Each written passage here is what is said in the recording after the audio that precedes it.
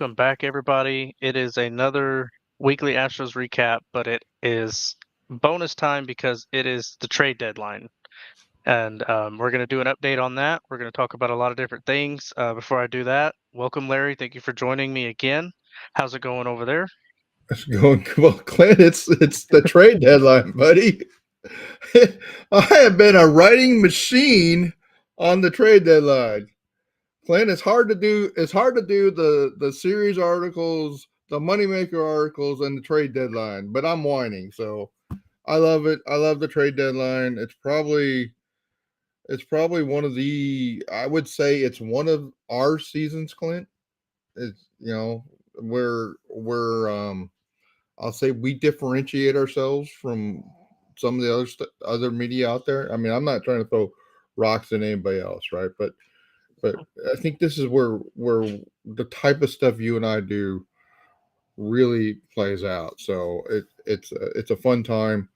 I hope we get some folks here with us tonight. I guess I don't, and now I with the restream, I'm not seeing if anybody is I joining. see So I see two folks are all on right. watching. I just don't know what platform. So if you comment or something like that, let us know. Any questions, start thinking about them.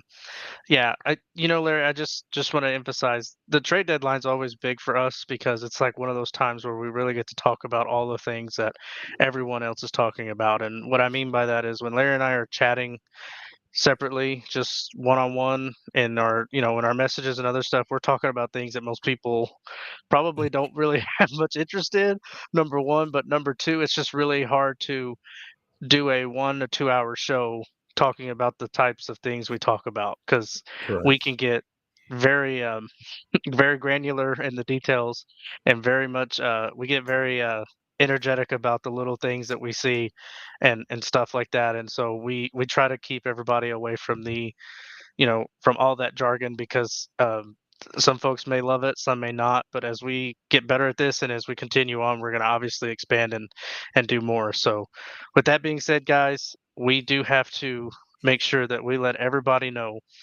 before we get started. Please find us on YouTube, find us on X, like, follow, subscribe, and obviously the website LarryTheGM.com. It's right there. So you can find me at ClintTheScout on X. There's a YouTube link there, but obviously if you just look up Clint the Scout there as well, and obviously you can find Larry the GM at Larry the GM on X, and then obviously Larry the GM on YouTube. Like, subscribe to the channels, turn on notifications. Even though this is a pretty ritual, pretty good ritual. Thursday nights is always with us. We hope y'all start kind of booking that and making sure you let everybody know, hey, I'm unavailable because I'm listening and watching the show because we talk about the game within the game and we try to bring you content like no other. Did I do a good job there, Larry? Did I get it all? You did. So All right. next week, Clint, my wife and I will be at the game on Tuesday night. So if anybody's going to the Astros game Tuesday night, reach out to me. Let me know. We're going to be at the game. Then we got another activity on Wednesday. So literally trade deadline day. Um, I think trade deadline day is Tuesday. Yeah, it's Tuesday. So July I 30th. will Yep. I will be at the game trade deadline day night. So if anybody wants to talk about what happened, let we will be there. I will. Here's going to be the deal, guys. I'll be back home on the first, and Clint will have a. I guess what was. Do they play on the first, Clint? I don't even know. That's too far Yeah. away. We But haven't looked that far away either, so I'm gonna have to figure that out. so we'll do a show. We will do a show that will recap what happened. There will be articles in the index we're about to show you about what happened. Right now we're talking about what we think will happen and why and all that. So we'll get to all that. But this is this is we. I don't know, Clint, if we're going to do another show before the deadline. I mean, I guess something happens Yeah. like really big, we might do a break in, half an hour. But yeah, this is going to be the marathon. So, folks, please jump in, please comment, and let's have some fun talking about the trade deadline. Any ideas for deals? I know there's a couple other rumors out there we can talk about. And so I guess, Clint, let's go. So Larry, are you gonna? Is Paul Skeens projected to pitch on that Tuesday? I thought he was Wednesday, isn't he? Oh, okay. I I was like, don't really know. That that would would have have been been a heck pretty of a. good. But the Astros are off on the first, so if we don't do a show at the time at which a deal is done, which is probably very unlikely at that point, we'll probably be on finding a way to get in touch with everybody. I'm sure there'll be another recap, and we'll recap the trade deadline then. I was going to try to find that out real quick, but I don't think I'm gonna do that. Anyways, let's I not can get diverge to it. from the show too Yeah. much. Let's get back on track here. So with the agenda, we're going to do a slight weekly recap. We're going to talk about a trade deadline update, trade values, and then I have Pedro Leon bullet pointed because we're going to talk about him a little bit, and this is probably going to play into a little bit of those um, trade scenarios that Larry's obviously been writing about, and we've been kind of hashing out and part of the rumors and other stuff. It'll kind of tie it all together here in a minute. So with that being said, guys, the Astros take 2 out of 3 in Seattle. That gets to first place in the AL West. With that series, we kind of see the Seattle offense a little anemic. Obviously, they had a good offensive stand on the third game, and then obviously the Astros dropped 2 against the Athletics. And for some reason, in the middle of the summer, the Athletics just turned into Barry Bonds MVP type caliber offense. Um, it's it's some moments like that, hitting a lot of home run stuff like that. But obviously, they took Game 3. Hunter Brown continues to pitch at that ace level. I think Joe Espada talked about that as well. How they're starting to get a real good sense of this guy, starting to bring ace level stuff, not just the stuff on the mound, but the presence, the energy, and just walking in. And I think testament to Larry about that was his guy at the beginning of the season. He's had the tools, he's had the pitch selection, and it's really starting to come to fruition for him.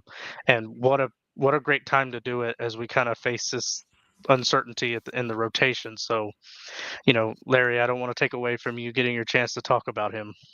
Well, I mean, yeah, I mean Hunter Brown was horrible for his first what 7 8 starts. Had a, I think it was after 8 starts he had a 7.71 ERA, but the FIP wasn't that bad. The BABIP was unsustainably bad, so we knew he was going to get better. We talked about it, Clint. We talked about it right here, like whatever 3 months ago, and Hmm. we said like this guy is not this bad. It's going to get better. Now, meanwhile, the team did something significant and adding the sinker into his repertoire and really relying on it, which you've talked about several times in May and June, how that was playing to help him so much with the other pitches. And Hunter Brown, I mean, just to in Clint, the whole scouting community, it wasn't wrong about Hunter Brown. Sorry, so I mean, Yeah, when they said he was the Astros' best pitching prospect, probably in the last 5 years or maybe even longer, it they was meant kind it. of silly for us it was kind of silly for us to freak out after 7 games, right? Um, so Hunter Brown, this is in. He's going to be good. He'll still be good. He's going to be good probably for most of the rest of my life. Hmm. To be quite honest about it, and he may be pitching for the next 20 years and be really good pitcher. So as long as he can stay healthy, Hunter Brown is going to be a really good pitcher. And so Clint, what's interesting about this week, I mean, if you tracked from the data I've been putting out there, Clint, I said the Astros this last week we're going to go 3-3. Now I thought they were going to win one in Seattle and two in Yeah. Oakland, right? But they finished 3-3, and they're right as far as I'm concerned. They're right on pace for about that 86 win total, and I think that's going to be enough to win this division. Seattle is really scuffling, and I it's going to be really interesting to see how desperate they are at the trade deadline. That's another Right. theme to come out. So And that's what I was going to lead into because we kind of touched on that a little bit pre-show. Was like, are we about to witness a unfortunate decline for the Mariners as they head into the in the second half of the season now with Julio Rodriguez and JP Crawford going on the IL, they've already had their struggles offensively, you know, and I've seen it on social media a lot. Everybody's wondering when are they going to get an offense to support this pitching staff? Because the argument could be made if they have a probably middle of the road offense, this team is a um, Right. significantly better, win to loss total and beyond. But guys, the Astros still have a 60% chance to make the postseason. I just wanted to make a little tidbit. I feel like part of what's happening with Seattle might drive what the Rangers do at the deadline. And since we're all kind of in this AL West, you know, battle, Scrum. yeah, the scrum, this showdown, it's kind of like we can't forget about keeping an eye on what's happening there and seeing what they do. So overall, not a bad week, not a terrible week. Obviously, we're hoping we're going to get some good news with the trade coming around, and so that's going to lead us right into updating you on that. What we need to know. These are just some really high level things. When we saw them bring in Aledmus Diaz, they started him at first. I think they're really just kind of this is another one of those textbook Dana Brown. I'm gonna go see what I can pull out of I guess, the cabinet and the cupboard, and put out there, see if I can find some good signs, positive signs, Or see the if he can trash tune can. in with Singleton. Yeah, or the trash can. One of those things. It went into the garage to the old backyard, tool shed, and like I found a pair of pliers that might work. And I think we'll get into a little bit more about Aledmus Diaz towards the end of the show. They've obviously made the point. We all know the starting pitching is a need. We've talked about inning counts on the show. We've talked about all the different things that are driving that, injuries, whatnot. But one of my big things is I just feel like that's going to be impacted on how this first base thing plays out. Can they find the viable option in house, or are they going to have to go out? Um, you can't package and move things around without knowing where you're truly going to designate those assets. And finding the right trade partner is crucial. They're going to be assessing all the other teams' needs at that deadline, seeing if there's a place to capitalize, take advantage of some of that. And the one thing I don't know if a lot of people are talking about, but obviously they're going to have to consider every dollar because of the CVT luxury tax thresholds are tight. And we're going to talk into a little bit of how, um, not to throw any shade at anybody, but I guess it's fair to say that we were a little bit ahead of the game before an article that came out from Mr. Chandler Rome earlier today, which is kind of interesting. But we'll obviously talk about that. And then injury situations are going to dictate the moves. We're still waiting on JV, Garcia, Tucker, Murphy, and then I even threw in Graveman just because he has resumed throwing. I don't think that's a viable option, but if he were to be available in September, maybe there's a potential for something. I'm not sure. And then I think you and I both agree that I we kind of knew that this was going to come down to the very last day or so. Correct. Um, I don't think that Dana Brown was going to want to rush it because number one, there's a little bit of negotiation tactics, but number two, he needs as much information on his guys as he can get. Yeah, I think the Astros are being a little like they're not being like ultra transparent about some of the status of these pitchers. Um, I'm guessing, Clint, that probably means that they're maybe a little more negative than we're hearing. Hmm. But the Astros don't want it to be known that they're desperate for pitching. Yeah. I mean, I think Murphy's probably going to be back in the next maybe even a week, right? And the Hmm. question is like, that happens. I mean, we'll get into this. Then I think the question is Garcia and then JV. I mean, is JV what is going on with JV? Yeah. I think we're gonna find out. Like, okay, so I'm gonna answer one of the questions I asked already. There is no game on the first, so we will be here 1 week from today breaking down what happened in the trade deadline. You guys may get like stream of consciousness that'll end up in articles over the next few days after that. But I think we're going to find out after the trade deadline what's really happening with some of these other pitchers, and McCullers, Graveman, even Yeah. JV, No, and no negativity towards McCullers. I just didn't put him on here because it just has not been good. right. And I There's no just felt there's no like, real signs of progress, right? So yeah. So I figured it's best to take it for what it is, and if it's better than what we expected, hooray. yeah, so I mean, so let me talk about this for a minute, Clint. Mhm. So what I'm doing, guys, is that as I've done several different times, like during the off season, we have the off season index, right? Well, we basically are calling all the articles that Clint and I are going to write about the trade deadline. We will put in the trade deadline headquarters. We'll have, you'll have the picture of the article. They'll have links to the articles. You'll know what, if you need one spot, just click on that link or go find the trade deadline headquarters, and you're going to find all the articles that we're going to write about it. Todd's already asking about something that we wrote about in the article today. Todd, we'll get to it. Trust me, we'll get to Yep. it. Um, but it is it's the place I'm going to put all the content. That way, it's easy for you guys to go. And I would really suggest, if you haven't read the beginning parts of the first articles here. I know you folks can't really necessarily even read that. I just want you to see there's at least 8 articles about the trade. When Clint and I told you guys 2 months ago, when we were being asked about the trade deadline, we said, "Don't worry, no one's going to cover the trade deadline like Clint and I will." Yep. And the, there's 8 articles out there about the trade deadline, and it hasn't even happened yet. We haven't had any deals yet, and we're writing about the deals what deals make sense. We're writing about what, the impact of trade value. We're talking about what teams are buyers, what teams are sellers, and what assets they have. A lot of that stuff is to set the stage for the things that are going to happen.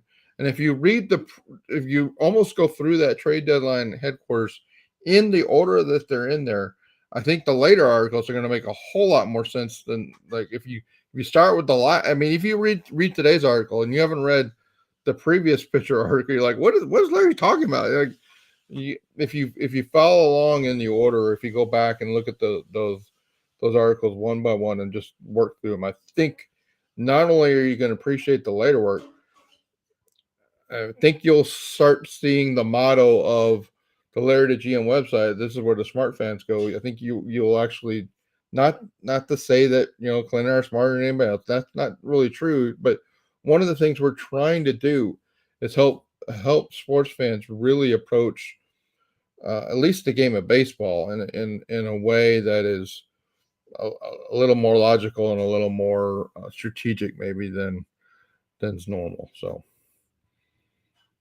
that's what I'll say about the Sure. trade deadline. Yeah, and we just like I said, I feel like we haven't even nothing's happened. I mean, it's gonna be we're Nothing's hoping for happened, good and I've things. already written 8 articles. Yeah, We've written 8 articles, Clint. yeah, and not only that, but it's like there's gonna be a lot of action in these last few days. This weekend may be very big. You never know. Right. Um, it can even happen with stuff traveling and things like that. So, Larry, um, we're going to talk about trade values Hey, because this is a hot topic. Obviously, we kind of touched on it last show when we talked about different prospects where we would, are these throw ins, are these keepers, are these, untouchables, are these good value, not so good value, this, that, and the other. But in order to put in perspective trade values, I think we got to talk about what we're seeing in terms of teams that are going to be in a position to buy and sell and, so on. right. So this goes back to something that you and I were dealing with in April and May, right? And so, okay, like you said, Clint, we last week we talked a lot about the individual players on the Astros. That's one of the articles in there about like what assets they have, what the different value of those different players is, and also the value of the trade, the assets that the Astros have. And I try to be without giving away IP of the baseball trade values website. Try to give you the ranges of the Astros players to help you understand that. But one of the key things that you and I were asked about, like, hey, will the Astros be trading Bregman? And like, well, we got to get to. I mean, I think you and I kept saying, ask us on July 27th. Well, here we Yep. are, July 25th, and basically, we're answering that question, or we're answering the question directly by saying, no, the Astros, I mean, Dana Brown started saying about a month or 2 months ago, no, we are not going to be selling. We're going to be buying. And you can see from this list, what I've done is if you go into the fan graphs and we look at the different teams and the chances but they list as the odds of those teams to make the playoffs. I've divided up that list by categories. The teams that are in the top 8 that are 80% chance or greater of making the playoffs. I've called those teams hyper buyers. Now, not all those teams need a ton of stuff. I think every team in the top 8 could use something, and we'll show that in a minute. Then I have the Astros. The Astros are ninth. They were 61% a little earlier today. So when I wrote this, so they're in the buyer category. They're not the hyper buyers, which kind of Clint. Remember when we said like, even a month ago, like I'm not 100% sure the Astros will be buying. They may just be holding, right? And well, they've played well enough to be buyers because as far as I'm concerned, winning the division is always the goal. I don't know that I would be a hyper buyer to get into a wild card spot, but the Astros are probably the first team, and you could argue they're a hyper buyer. They're because I believe they're going to probably overpay to get a few things that they need. But so the next four I called buyers. Now, some of these teams are a bad 4 days away from, or bad 5 days away from not being buyers anymore, right? So then the possible buyers, there's another group that have playoff odds that pretty much are like they're potentially, and the Mariners are in that group, right? They're like the Mariners are only 36% odds of making the postseason right now, guys. And so, one of the questions about the Mariners is how committed to buying are they going to be? How committed are the Rangers, who I actually now think are possible sellers or probable sellers, but they're 3 or 4 games away from wins away from, the division is close, so the Rangers could flip to being buyers, but they made the Rangers and that group in pink, with the exception of the Rays, because I think the Rays are going to sell, because I think it's a partly a financial thing with the Rays always, and they'll be sellers. The possible sellers in that group, possible or probable sellers in that group, they could flip to become buyers if they have 3 or 4 games that make them improve their odds. But again, how much are teams? Because I'm expecting the price to be pretty high at this trade deadline, guys. How much are you gonna? How much are you gonna overspend to try to get into a wild card? I I've never been in favor of that. Then the bottom 10 teams, and you can argue the Tigers, Reds, and Cubs probably aren't hyper sellers, but the the Tigers have already framed that they're making some players available. The Rays have made it clear that they're going to listen to some trades. So I think the teams that are at the bottom of this list, they're all are going to be selling, and they're going to sell basically anything that doesn't impact their ability to win like 3 years from now, because like they'll sell things, that that they don't really need, because they're not going to be that good next year. So what's interesting about this list is going to the next thing, Clint, is the some of the things that you get, like with these trade values, is like, let's look at, can we do that one last, Clint, that talks about Yes. what the teams will want to buy and what they want to sell? Let's go to the next one. So when you look at these teams, what I also did is I pulled in the the value that's in the baseball trade values for each one of these teams. And really what it is like, number one, the team on this list is the Baltimore Orioles. The Baltimore Orioles have the greatest amount of accumulated trade value between their majors and their minors. Okay, so you can see the different teams, and what Clint's done for us here is he's shown us, yeah, there's teams that are the hyper sellers, but a lot of those hyper sellers are so bad that they don't really have much assets to sell.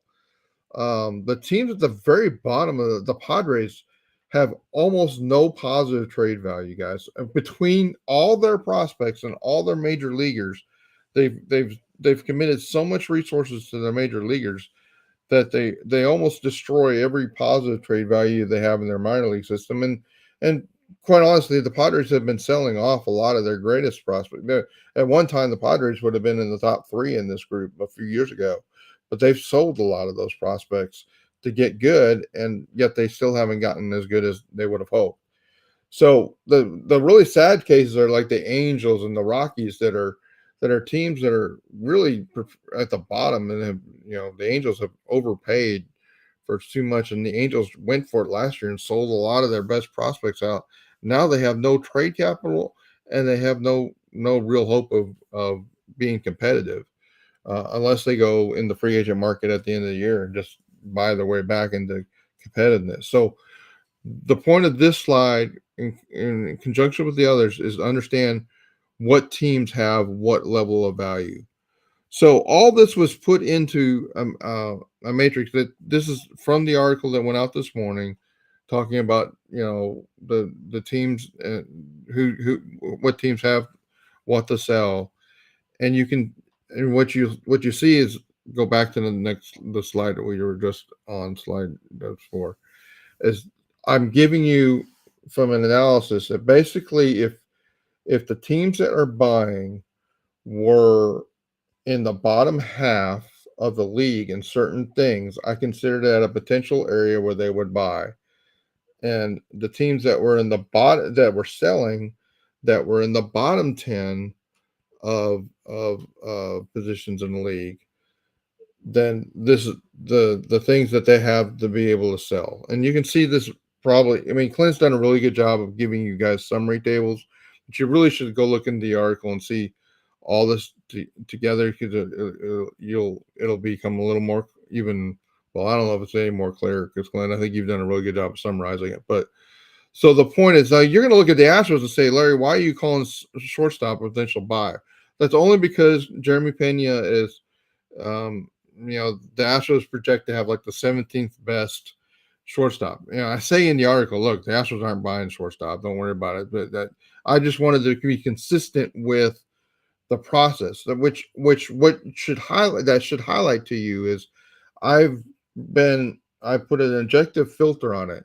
Everyone that's a super fan of these teams may go look at that and say, "Well, Larry, you're wrong about that." Just what all of us would do for Jeremy Pena. That the Astros are not buying shortstop, right? And that's fine. I don't mind being my system being wrong about that, but I'm just trying to show you guys, if you apply that filter to all the teams in the league, this is what they would come out as wanting to buy, and this is what the other teams would come out as being able to sell. Clint, did all that make sense? I know I rambled for a good 5 minutes there, No, but no, for sure. But one thing is, if you don't mind, I'm gonna go back to the other slide and maybe come yeah, back here for a second. But I always, what I like to show is like, our stance was the Astros may be holding, and then when you see that 24 value on the trade inventory, that explains why. And a lot of the right. drivers, when you see that blue, because obviously with on Larry the GM, red is hot, which is good, blue is bad, which is cold. That's how it operates. So when you see That's how blue, it works and all the sometimes it's time. not so. Yeah, and sometimes it's not so much. You also have to take into account like where some of these values are, where the contractual obligations are, and where the Mhm. money's at too. And so, you know, I think it's a testament to how good the Astros have been all along, which we continue to say. But you kind of see where, so when we look at this in a hyperbind, you see the Orioles have some of the top value in major have the top value in Major League Baseball. They have the assets to spend to make this roster better. Now we would expect them to be big players in the market. These are the type of teams that could outbid the Astros in the event that there's Exactly. a certain need or a certain player that they're both kind of honed in on. And I think that's going to lead us into what Larry and I talk about with the guys that we've looked at, where we're projecting the Astros could be going with trade options and stuff like that. But So within that I article, right, Clint, let me jump in because I want to amplify the yeah. point you just made. So within the article, we talk about the Astros getting starting pitching and the Astros getting a first baseman. And there's a lot of talk about the Astros getting Paredes, which, guys, Paredes from the Rays, it's had played like 110 innings at first base this year. I know why people are saying, "Oh, he can play first base. He can play." He really hasn't played that much first base in his career. In fact, I think I wrote in, kind of a snarky tweet that Will Wagner's played more time at first base in the last this season than Isak that Paredes has played in like the last 3 years put together. So I know people want him to be a first baseman and they want him to come in and save the day, but number one, his trade value is so high that the other teams, and that's why that the table that's a kind of a nightmare to look at. Like if you find other teams on this list that have first base needs, you gotta compare what they might be able to bring to the table, and if they have even in the same ballpark as the Astros, not only you have to say, okay, like, all right, so what would the Rays want? Well, do the Rays want a third baseman? They want relief pitching. They want a first baseman. They want second baseman. They want left fielders. And they want starting pitching. Well, I'm not sure they want all that, but if they, especially if they're trading Paredes, they're going to definitely need some of that. And ask yourself, how much of that can the Astros really afford to spend? Well, the Astros are definitely not sending out any starting pitching. They're not sending out a relief. Well, we'll get back to the relief pitching aspect of that. But really, the only thing on that list that the Astros really have a lot of trade capital to spend is an outfielder. Well, other teams may have better outfield prospects to send, or they may fulfill the Rays' real need for some of these other positions way better than the Astros can. And so, guys, this is one of the points I would make about this, guys. I'm sorry, that's the Rays sell list. I'm sorry. You have to look at what the Right, Rays they're may looking to want. sell those pitchers, Those what they there's would want in looking to return. they're looking to sell those things, right? So what if the Rays are selling all that? What could they want in return? And with the Rays, it's probably high level prospects is what they're going to want that they can turn around in the next 2 years to fill in the gaps. And the Rays are one of those organizations that is a um, real good trade. They're number three in the overall trade inventory, and a lot of that is Yeah. because they've got a ton of minor leagues. I think they're number one in the minor league trade trade value, and Hmm. that's because they constantly do this. They turn around Yeah. a guy like Paredes into three players, and then 3 years from now, like, oh my gosh, I can't believe they got all that for Paredes.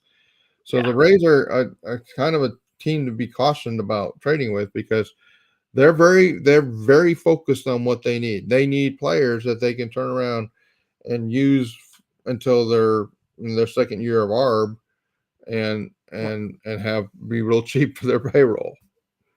Right. And So then and I think that just speaks to how each organization runs a little differently, so you know how to attack and how to approach buying and, making those trades and stuff like that. But I think, the big thing is it's like there are some similarities and the Astros just there's a market for some of the things that they all need together. And that's gonna be the hardest part to navigate and ensure that you're not getting I guess you're not getting outbid over and over again. well, and so Clint, the part of the purpose of talking about this is that's exactly why I put that article out today. Because I like who are the buyers, who are the sellers, what do they want, what do they have, and then making matches. What's kind of interesting about this trade deadline, I talk about this in that article, is like there's some teams that the Astros may match up what are really on this list as buyers. I mean, as other teams are on this list as sellers that the Astros may actually trade with because they're going to do some sort of like, hey, we got outfield surplus. You need outfield. What do you have an extra pitcher for us? And so you could see something like that happening, and it's one buyer Mm, yeah. selling You to can another very buyer. easily see that left side, all those teams, red and pink and everything else, trading amongst each other in the event they need to make a swap. Let's help one another. Especially, I guess the bigger thing would be like AL to NL type deals too, where it's like, well, the Yeah. only time I may ever run into this situation is in the World Series, which at that point, there's no better way to, I guess, resolve it in that regard. So it's kind of interesting, but We had to talk about it because we always kind of go back and forth, and you see it all over, and you see all these weird trade options from reporters, MLB Network, and stuff like that. All this outrageous value, all this and that. Whether we're in on this guy, we're not in on that guy. Trust me, there's a science to it, and there's obviously a methodology and stuff that they have to practice, and these are the types of things that are going to drive where they go from there. Right. And so one of the things also we'll add to this, Clint, as before we move on, is like really, uh, Clint and I are doing it. I mean, it's probably it seems like it's pretty long, but we're describing things that you, if you spend time in that article, the buyers and sellers article, you, especially with the individual position table, you're gonna see like, wait a minute, this position's red. This is something they may have. This other team may have. You can use that position table to kind of hone you into a deal that makes sense. I did that for the Astros. Like, okay, here's the teams that may have, here's here's what they have to sell. Here's some teams that may be interested in that. All right, Clint, let's And go and forward. the other and the other tidbit is we work the tables this way because I don't want people to feel like we're withholding information, but the truth is we really want you guys to go read the articles, get online, get the juice that's in this squeeze whenever you see them on the slides and stuff like that. We talk about it in condensed high level, but the articles is where the money's really made. And so please go look, read, share them, do all those types of things. But obviously, for presentation purposes, it's a lot easier to look at it in this regard, and we try to simplify and make it the best for everybody. So, we're talking about trades. We know the needs. We know all those other things, but really, the I guess the caveat to all of this is how do we manage that on a 40-man roster, on a 26-man roster when the postseason rolls around and stuff like that. So we're gonna play a little game, and I wish I had buttons. I wish I had all the cool features to, drag and drop names and do all that stuff that Mark DeRosa and ESPN or MLB Network do, but that's not how we're operating. So we have all the data right here. We've got highlights that dictate certain things. So we're playing the pitching roster challenge, and a lot of this is just because we anticipate a trade for a starting pitcher. We anticipate some moves happening. We anticipate some pitchers getting healthy coming on this roster, vice versa. So when you're constructing this roster for the rest of the season, postseason, we really got to evaluate who goes where and what's not gonna travel with this, so to speak, in terms of arms and things like that. So, Larry, before we dive in, did I miss anything on any rules? Is there anything I can and can't do? I can't cheat and trade for, I Well, can't one trade thing, them all for one guy. so let me give you a little. Let me do this, Clint. Let me give folks a little bit of Yeah, understanding of what the color coding is. So green are players that, well, the green pitchers are players that I expect to be added. I guess you could say Tucker's going to be added.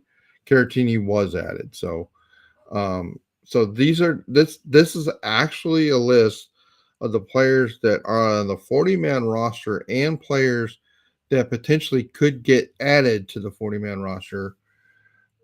That's a total of 44 players. That because we're adding two pitchers that are currently not on the 40-man, and okay, actually it's, I think it's maybe 45, and I've already taken JP France off. But the point is, yeah, we we did have include we JP have France. Yeah, we have more than 40 players on this spreadsheet right here, or this table right here. And the point is, all the players in blue are players that either are going to end up DFA'd or traded in this process to be able to make room for the players that we potentially need to add. So every part of what's driven me to do this, and this is also part of one of the articles. Like, guys, when you understand this, like saying that this team should, like, we should get two starting pitchers and two relievers for the bullpen. Okay, but when you add those four pitchers, plus there's pitchers coming back, Murphy's like probably a week or two away from yeah. coming back. If Garcia comes back, if McCullers comes back, if JB comes back, like, guys, we've got more players. You got players you gotta get off the 40-man. So what I really started with is like, okay, if I'm really want to be constructive about doing this, like who are really for me, it's more of a pitching issue than it is the overall format. Like, who are the 13 pitchers I want on the postseason roster? All right, so the Diamondbacks just got AJ Puck from Miami. Okay, that's good. He wasn't. He didn't make the filter, so I'd have to go study how much impact. I mean, that says the D-backs are trying to be in buy mode. So that in itself they were on team number 13 possible Yep. buy. So So the oh, sorry, I so didn't know if we wanted to talk about that deal real quick. The Marlins in return received a Davison De Los Santos and center fielder Andrew Pintar just in the exchange for AJ Puke. So okay, I so guess we could that's say that that's some lower level the trade, prospects, right? I yeah, don't even the know the trade prospects. deadline is starting. It's happening. Yeah, there you go. Yeah, which is another point.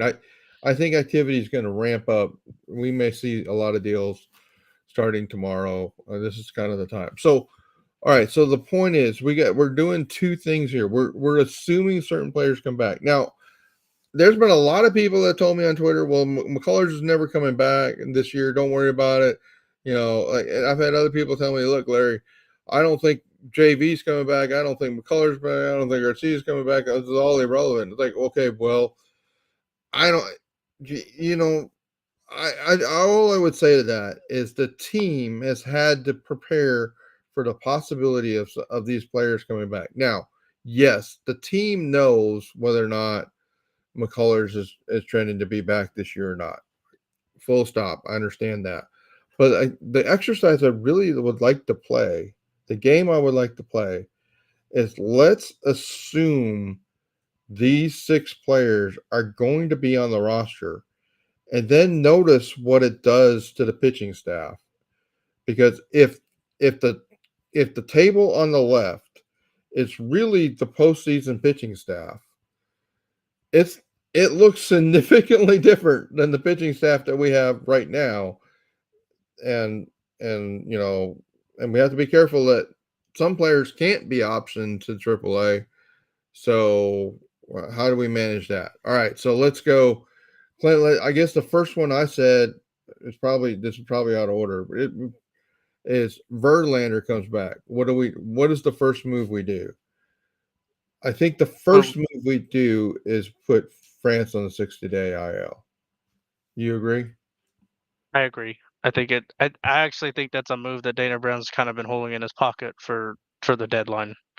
As he Correct. moves stuff around, how does he make adjustments to this roster, either pre or post deadline? JP France is an easy plug because he's not coming back this season, and we really hope he recovers well and can be a big part of the future, obviously. But I think that's a good one. It's an easy one. I feel like it's kind of the finance world where it's like you kind of leave some things in your back pocket to pull on a rainy day, and that's a good one right there. Right. So I mean, I just wanted you guys all four the first four things I think could happen. Well, three of the four. Verlander's probably actually the fourth thing that happens. The first two things that happen could be the trades, and then Murphy be the third. Okay, the second person that gets added, let's say it's Murphy because we have more control of that. I said we would send Bloss to AAA and allow Bloss to actually develop. Does that sound right to you, Clint? It does. I don't think Bloss is. Not that he's not capable. It's really early for him, and this is Right. Astros are just navigating some innings and trying to figure out how we get to this deadline to make some moves. So I firmly believe that that'll be the case, and it'll be a warm welcome for Murphy to be back to a veteran arm. Right. And so part of the point is that in the first two moves I have a starter and a reliever. And basically I sent a starter to AAA, okay? And then the other move was France goes to the 60-day. All right. So now we have the two trades, and we're gonna kind of cheat with one of these trades because Yeah. of the trade we'll talk about in a minute. But with the first trade coming in, assuming nobody on the pitching staff goes out in those deals, and Brandon's right. We may trade somebody on from the 40 man in those Mm, deals. But let's assume the teams we're trading with want just prospects that aren't on the 40 man for a minute. So I think the next move out of the staff would be Eric Getty, assuming that the trade we just made is for a higher level starting pitcher. So we get a starting pitcher that's at least a number 2 or number 3 starting pitcher, which is probably as high as we can really shoot for. I mm. think Eric Getty gets moved to AAA. And do you agree with that, Clint? I do. I think it may be interesting though. It's just I think it just depends on what Dana Brown can do because I guess the question will be how will the rotation shake out if he's only able to acquire one starting pitcher at the deadline? Because then we're talking about potentially, we're going to continue to roll Ronald Blanco up, or do they go kind of back and forth with Arrighetti and someone else to kind of Right. mitigate those innings? So that's Semantic that's going to be the balancing act that Dana Brown and them are going to have to work through is inning counts, all that, but options. also Yeah. Maximum yeah, number of options in the year and all that. options and everything. And this is that whole thing that we continue to talk about, Larry, this 40-man roster, this juggling act, it just continues to be one of the things that just it doesn't hurt you, but it just kind of nags you. Right. So the next move, let's assume I'm assuming that the Astros are going to get a top or a mid-level starter, and they're going to get and we'll talk about it. Well, I talked about it in the wild trade ideas today. A a pitcher that could be both at least a starter and swing reliever, and so long reliever. If that happens, I think this team, but you're going to have basically there's 3 spots left at this point, Clint. Yep. You either say, okay, Sean Dubin, you can go to AAA, Martinez, you can go to AAA, or Montero, you either got traded in this deal for the second pitcher or the first pitcher, one of the 2 trade deals, or you're getting DFA'd. Um, I I'm not sure which of these next 3 moves. I'm not sure which happens first, Mhm. but I I personally love the trade option that I put in my pitching trade wild trade pitching idea trade pitching trades today that includes Montero going out in the deal, and I think it actually makes sense for the Cubs to do because the Cubs they need they need bullpen help, and maybe Montero with more regular usage actually is better than he's been for the Astros. All right, so that's 4. Now, if Garcia comes back, then I think you have to make the second hard decision between Montero, Dubin, and Martinez. So I say, okay, well, if it's Garcia, he's probably more of a starter. We probably don't need Dubin in the situation because he's more of a longer reliever. So now the trade 2 guy moves to the long relief role, and Garcia comes in to start. Now, if then McCullers comes back, if, and I don't think he will, but I'm just saying, like, let's play the game. If McCullers comes back, then I think Martinez gets sent to AAA. And then the roster looks like what's on the left for a postseason, where you have Framber Valdez as as your ace, Hunter Brown as your second ace, Mhm. or your second third pitcher. Then hopefully the pitcher you traded for is your game 2 or game 3 starter, and then either Justin Verlander is your game 4 starter. I mean, I didn't like if Justin Verlander doesn't come back, well then we're back to Blanco as the 4 starter, or the second pitcher we traded for is the 4 starter, which I think in itself that that um, that move with um, the second trade, the two trades they make for pitchers are going to tell us something about the availability of Justin Verlander.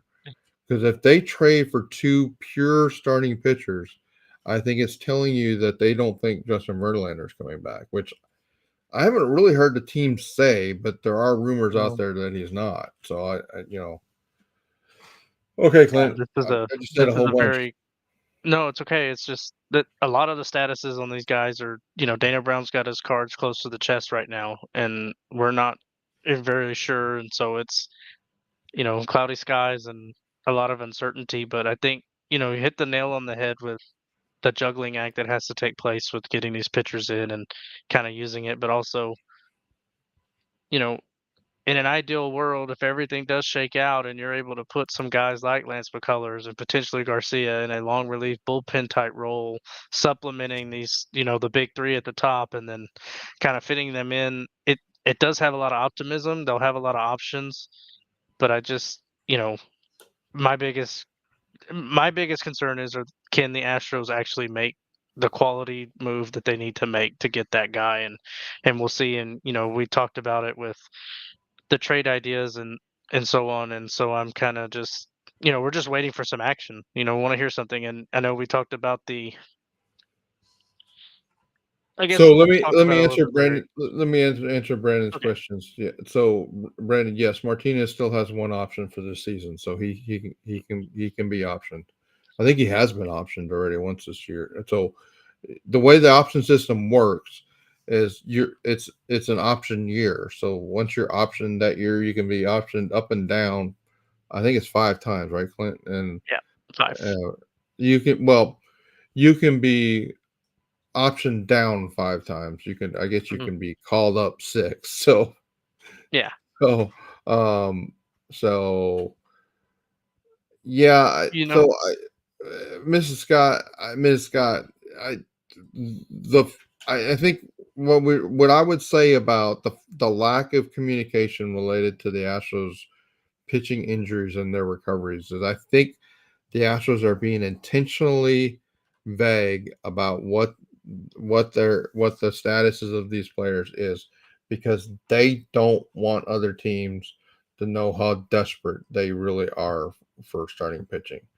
So if basically somebody comes in and tells me none of these guys other than Penn Murphy are we're going to pitch this season, I can't tell them that they're wrong, right? But the Astros haven't said that yet. But there's rumors out there about Verlander and Garcia and I think the I'm not even sure you would call it rumors about McCullers. I think there's a lot of worry that he's not pitching the rest of the year.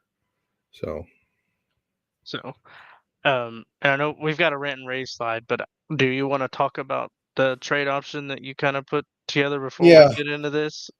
yeah. Let me do that. So guys, so number one, you go to that trade headquarters table article.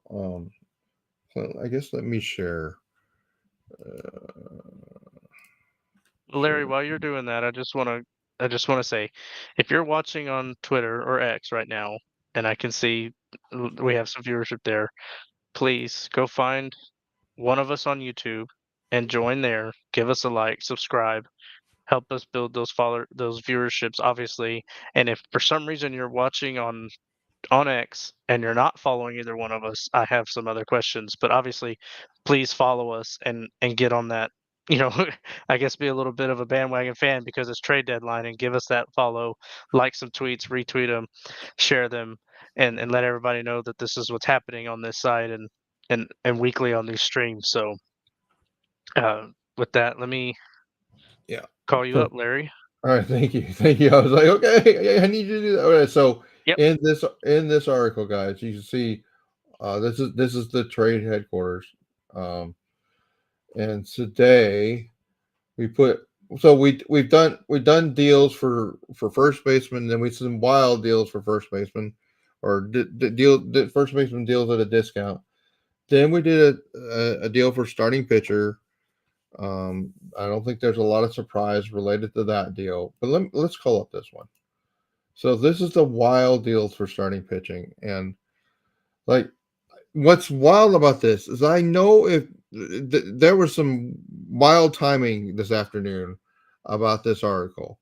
This article went out about 13 minutes to 15 minutes before Chandler Rome wrote honestly a better article than this is because he has sources and stuff. But what I wrote about was a picture that Chandler Rome referenced, and I know that if it just been little old Larry GM out there with this article, people would have been coming for me like.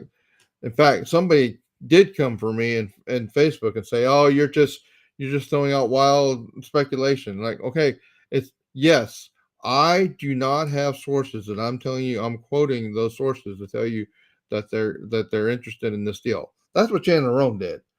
What I did is I did the work to figure out who the pitchers are that we could be interested in. And what this article focuses on, not the higher price options, not the best deals, but the low budget deals.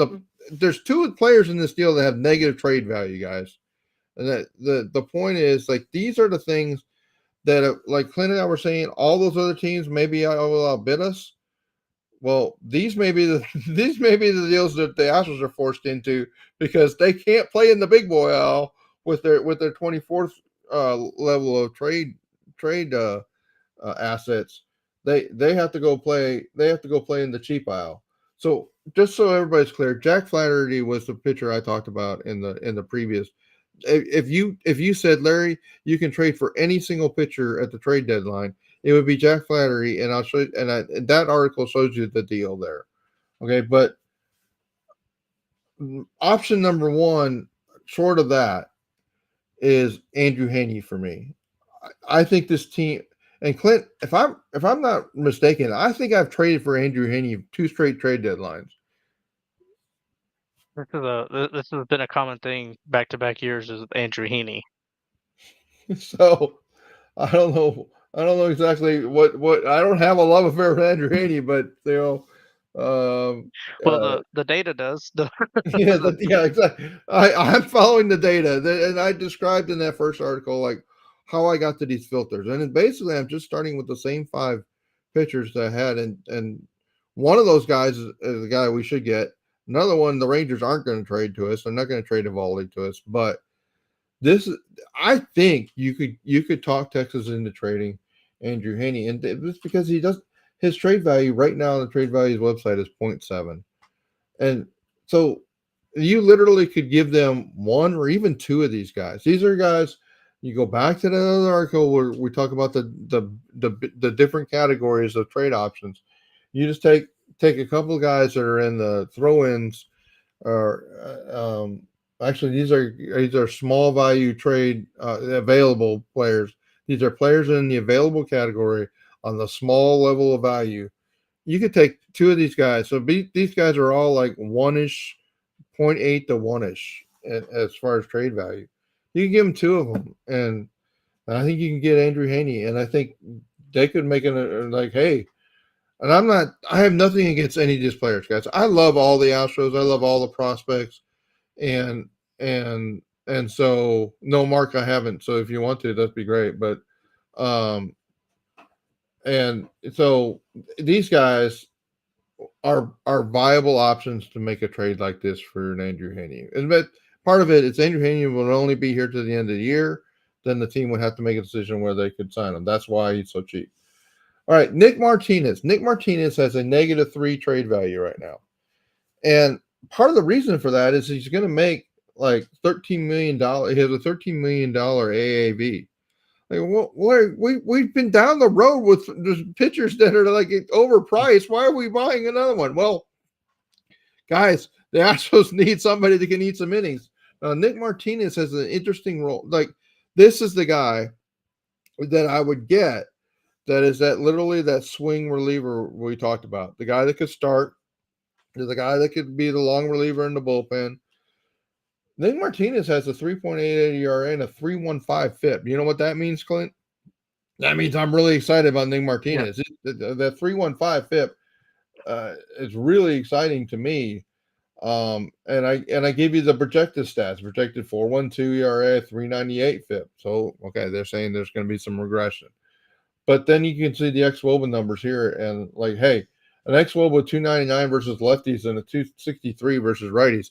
I will take that in any relief pitcher any day to be better than average against both lefties and righties.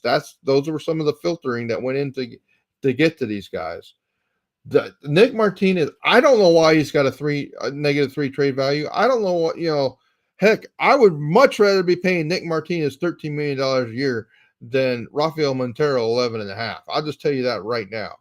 So, um, so what could you do with Nick Martinez? Well, he's got a -3 trade value, guys. So give them a couple throw-in type prospects and ask them to eat half of the money that's remaining. The Astros would have to pay about $4 to $4.5 million of the 13 that he's got to be paid the rest of this year. Then he's got a $12 million player option for next year, which I I don't know how that would play out. Like, it doesn't really matter for this purpose of this. We could have Nick Martinez here next year and be paying him $12 million, which wouldn't be awesome, but it would be um it would be all right. So Mark is telling Clint, can you put that comment up, the Mark's comment. So in the AJ Puck deal, guys, Arizona traded away 10.5 value and got 8.2. You know what that helps me understand? It's what the premium teams are going to be having to pay, because that's really important, because like our teams paying 20%, are they paying 50% premiums to get the deals that they want, especially pitchers, right? So it's about So 20 to 25% right there. right. I Um, mean, that's kind of consistent with where I've been going. Now let's go with the wild option. So this is the one I wrote about. Clint, now I wrote about it today, but Clint, this table right up he here, was on our list. He that was was five one of days the ago, guys we Clint. mentioned. Yeah. That was 5 days ago. Jameson Taillon was at the bottom of the list 5 days ago with that -13 trade value. So it wasn't just LarryTheGM putting that name out into the universe today. That was me putting it out in the original, like, potential trade target, the five that I worked down to, starting from over 200 pitchers that I looked at. So now his trade value is now -13.1. -13.1. Why the Mhm. heck are you trading for a pitcher with a -13.1 trade value? Larry, what is wrong with you?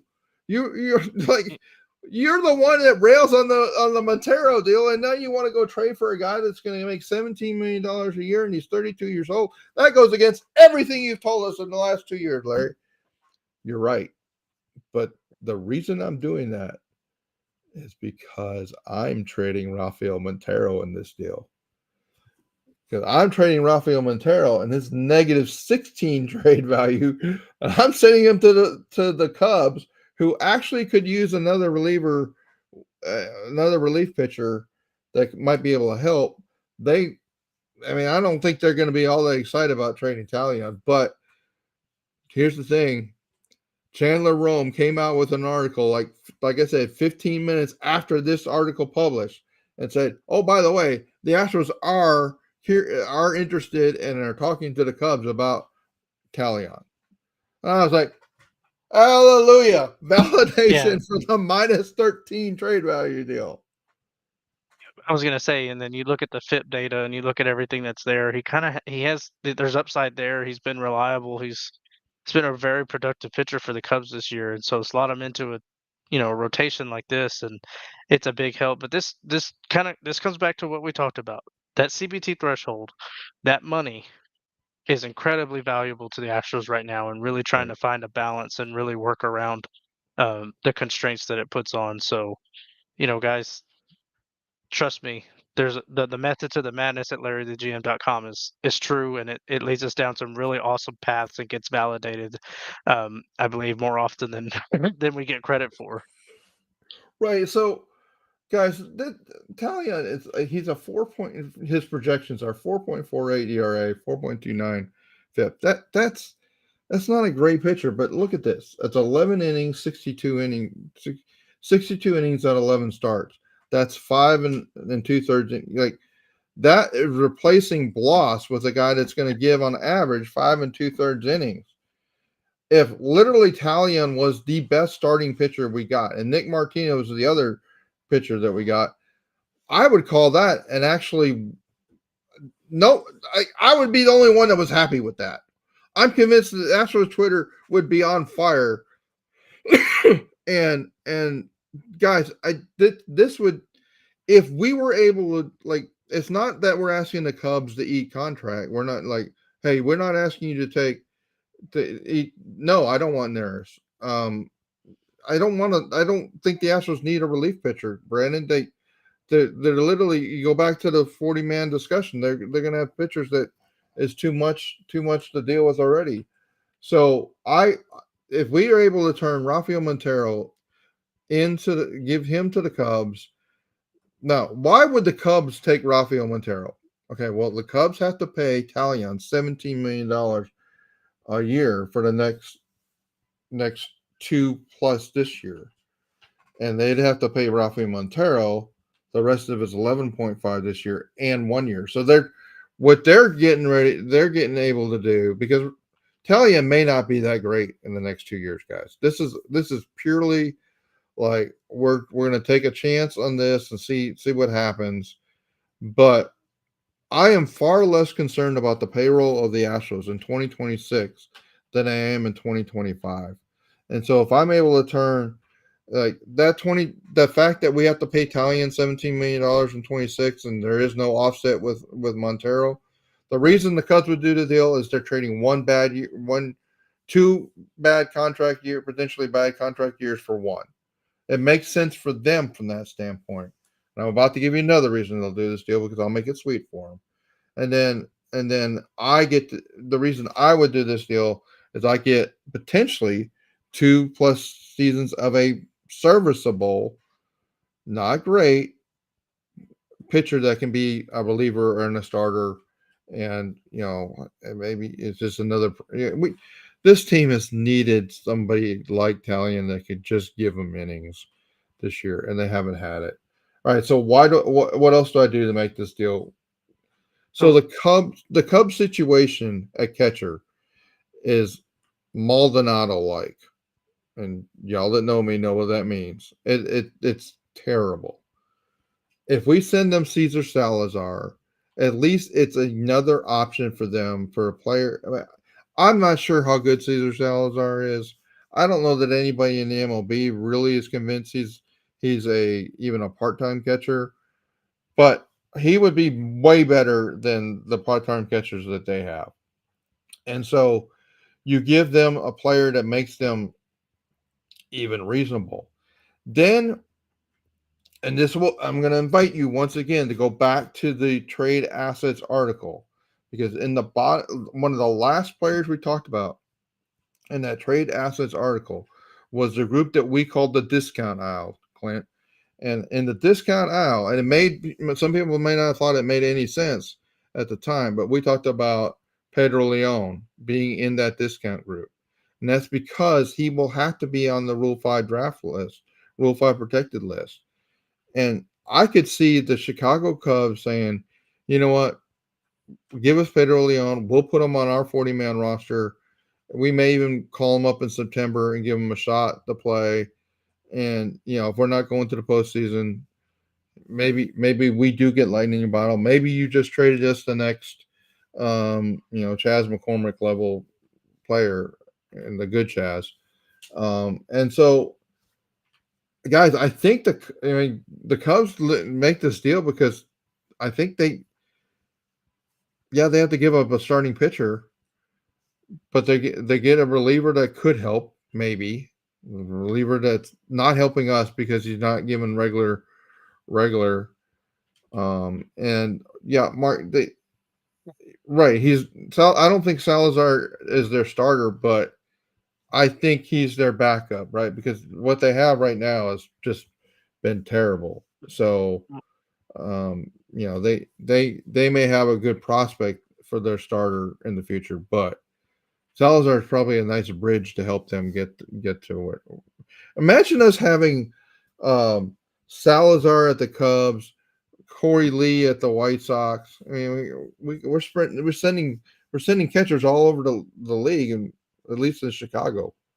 Yeah. So So one thing, and I the reason why I think Cesar Salazar fits really well in that deal is obviously what their catcher situation is, but obviously our first round draft pick was Walter Yannick. I believe it's Yannick. And that's a catcher out of Sam Houston State. So there's a timeline and there's stuff like that that's going to happen with him going through the minor league system. But you've also got Victor Caratini and Yainer Diaz in front of Cesar Salazar. Are we realistically going to talk about Cesar Salazar playing in the next 18 months at the major league level for the Astros? I would say no. And obviously not in a position where I guess it outweighs the benefits of being able to trade him away to bring in a starting pitcher right now. Is that kind of that's kind of where my logic is. But also I kind of get into this whole we talk about the money in the CBT. Yeah, you trade away Italian, you have to absorb Montero just for one more year, but you also get a prospect, and then if that prospect is pre-arb, you're basically getting two players at that 11.5 million. Maybe 12 million if you count that salary in. And Larry, correct me if I'm wrong with that kind of theory or process with that, but it just kind of alludes to I'm going to pay the premium on one guy or at least absorb it for one more year so that I can hold on to someone pre-arb a little, longer term. right. It, there's a lot of payoff and a lot of benefit to structuring those deals that way, and I think it's brilliant. And you saw it here at Larry the GM first, obviously. So these are the types of things that are going on. And one other thing I wanted to talk about with Brandon bringing up Neris, I mean, that's just salary that they probably just don't want to deal with, Yeah, on top I of don't. I just have really no purpose of bringing Naris yeah, here. It just because I mean it goes back to the 40-man discussion. Rewind the yeah. tape or rewind the video for about an hour, and you'll see the 40-man discussion. So No, Todd, and I would agree at 32, he could, it's not going to be the worst type of deal with 2 more years on top of it. I mean, it, to be honest, I'm not, and this is no slight to James Italian, but I'm surprised he's only 32 years old because I feel like I've seen his name a lot and he's been a pitcher in this league for a long time. So it's a testament to him. so guys, if you told me a month ago that I would be advocating for getting Jamison Talion as one of the two core pitching deals, I would say, man, they need better. That's terrible. We're getting a -13 trade value or pitcher. Like what in the world is going on? But guys, do you realize how hard it is to put everything within the constraints that the Astros? I think I've brought you into the pain of trying to develop deals for the Astros that aren't too costly, that are pitchers or even first baseman that give you something that you can go forward with, guys. It if Dana Brown is able to get Nick Martinez and Jameson Talion two negative trade value deals, and he's able to get the Reds to pay most of Nick Martinez's salary for the rest of the year, and give them a couple decent prospects for it. And guys, I'm not talking top prospects. I'm talking about that available inventory list. I I think it's a. I will be here with Clint on August 1st, absolutely celebrating and probably asking Clint to get a clip from this. So Brandon, what I've done is I've kind of said yes, right? So what I'm talking about is every pitcher I've talked about is capable of being a starter. So I want the capability of having two starters, but Nick Martinez has basically he started 5 games this year and start predicted to start 5 more. So this season he will start about 10 games. That's exactly what I want for the second pitcher in this group. I want one that is a starter that could be argued as at least a number 3 level starter, and another one that could be capable of being a starter. Does that make sense, guys?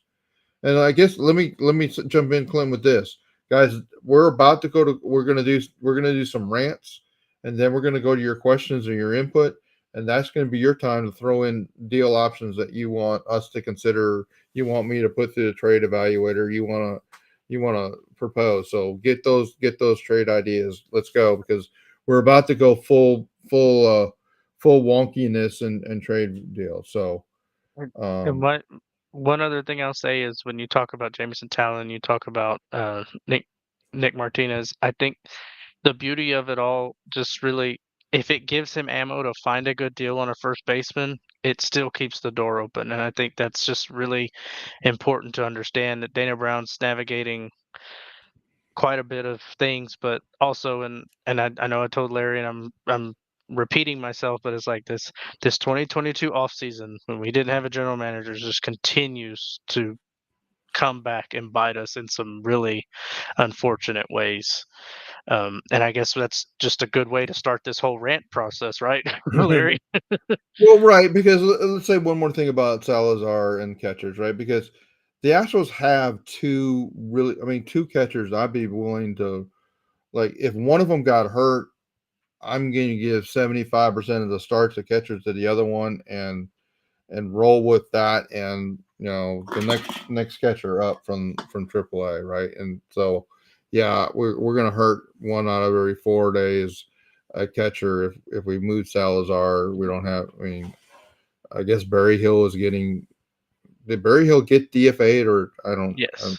Okay, Barry Hill's getting DFA'd. Maybe he gets passes through waivers and he's still on our team, right? So, Yeah. but at the end of the day, yeah, they right. Our draft pick Janik, he should be here.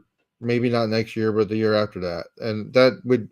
I mean, I think the hope would be like Janik becomes the replacement for Caratini, and he gets worked into the catcher rotation with Diaz, and we have a nice succession plan at catcher, which it really would be odd for Astros history, right? So, um,